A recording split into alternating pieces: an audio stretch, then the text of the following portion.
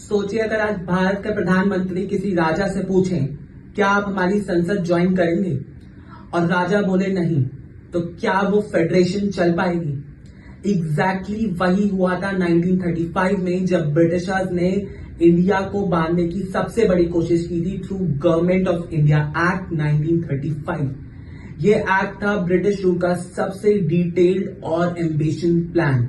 जी हाँ, ब्रिटिशर्स का प्लान था एक ऑल इंडिया फेडरेशन बनाना, जिसमें British provinces plus 562 princely state को साथ में लाना।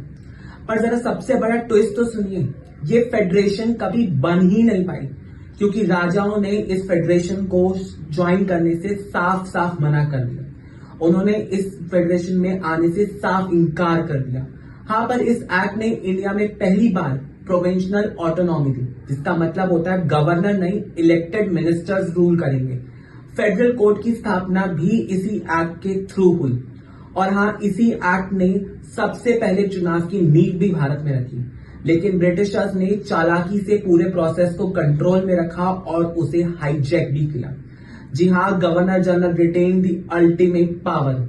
लेकिन अंत में हम इतना ही कह सकते हैं, इस एक्ट ने भले ही इंडिया को आजादी ना दी हो, लेकिन संविधान का वो नक्शा जरूर तैयार कर दिया था जिसको इंडिया ने आजादी के बाद अपने रंग में रंगा, अपनी समस्याओं के संविधान के लिए चुना।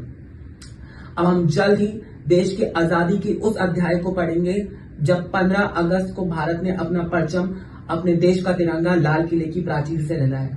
Till then do like, share, subscribe to our video. Thank you so much.